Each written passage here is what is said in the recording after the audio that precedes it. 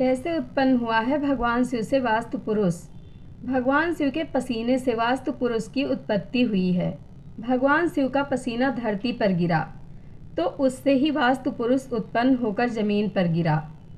वास्तु पुरुष को उत्पन्न करने के लिए वास्तु शास्त्र की रचना की गई।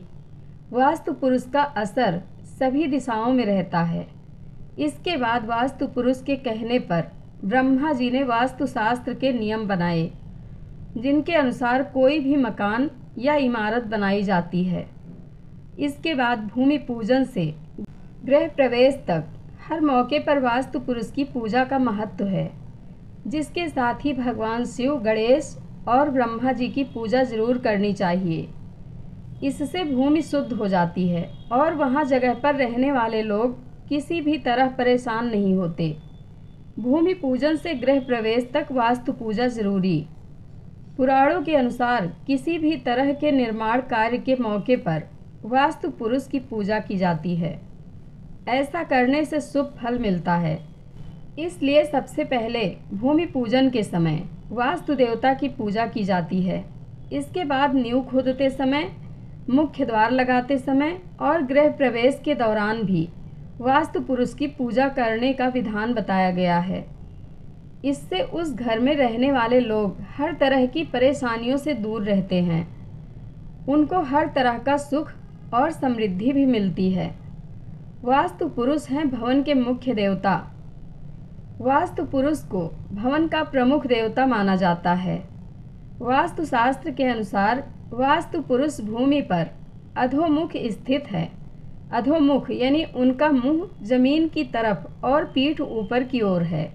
सिर ईशान कोण यानी उत्तर पूर्व दिशा में, पैर नैऋत्य कोण यानी दक्षिण पश्चिम दिशा में है। इस तरह उनकी भुजाएं पूर्व और उत्तर में हैं। ब्रह्मा जी ने बनाए वास्तु शास्त्र के नियम। कई पुराणों में वास्तु शास्त्र के नियम बताए गए हैं, लेकिन इनके बारे में खास तौर से मत्स्य पुराण में बताया गया है। इसके अनुसार वास्तु पुरुष की प्रार्थना पर ही ब्रह्मा जी ने वास्तु शास्त्र के नियमों की रचना की थी। इनकी जानकारी पुराणों के जरिए अन्य ग्रंथों से होते हुए आम लोगों तक पहुंची। घर की नकारात्मक ऊर्जा हटाने के लिए उपाय। जैसा कि आप जानते हैं कि हर घर में कोई ना कोई वास्तु दोष अवश्य मिलता है। ऐसे में घर में कोई ना कोई समस्या बनी रहती है। वास्तु दोष से घर में नकारात्मक ऊर्जा भी इकट्ठी होती रहती है, जो घर में कलह का कारण बन जाती है। तो साथ ही परिवार के सदस्यों को स्वास्थ्य की हानि, पैसे से बचत न होने आदि समस्या उत्पन्न कर देती है। आइए कुछ उपाय जानते हैं जिससे अपने घर में नकारात्मक ऊर्जा को खत्म कर सकें। नंबर 1, एक कटोरी में जल लेकर उसे 3 से 4 घंटे के लिए सूर्य की रोशनी में रख दें और फिर उसे भगवान का स्मरण करते हुए पूरे घर में आम या अशोक के पत्तों से छिड़क दें। इसके लिए आप गौमूत्र या गंगा जल का भी प्रयोग कर सकते हैं।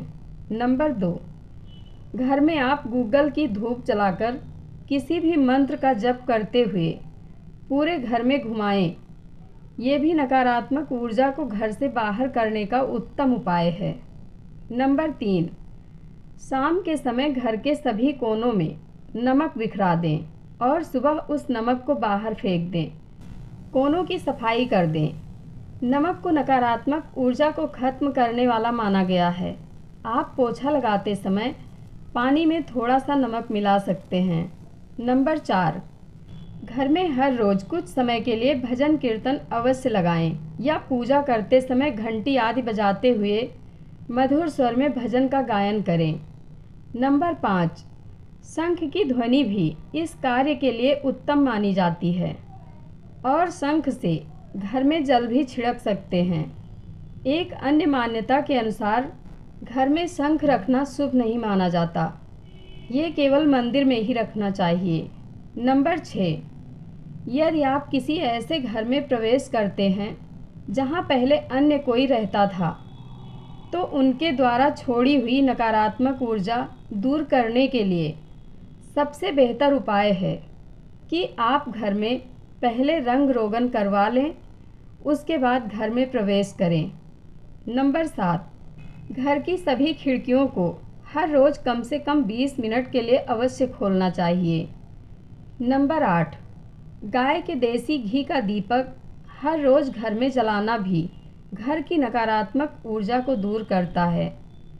नंबर 9, घर के मंदिर में देवी देवताओं को चढ़ाए गए फूल के हार दूसरे दिन अवश्य उतार देने चाहिए।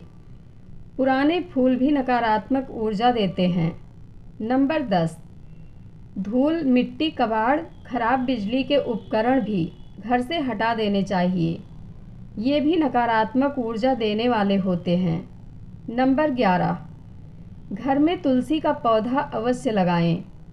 इन सामान्य उपायों द्वारा आप अपने घर की नकारात्मक ऊर्जा को काफ़ी हद तक कम कर सकते हैं। साथ ही आप समय समय पर घर में हवन आदि भी करवाते रहें। अपने घर को हमेशा सुगंधित रखना चाहिए।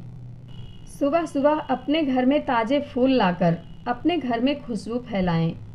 इससे घर का वातावरण बदलता है और सकारात्मक ऊर्जा आती है। जय भोलेनाथ। धन्यवाद।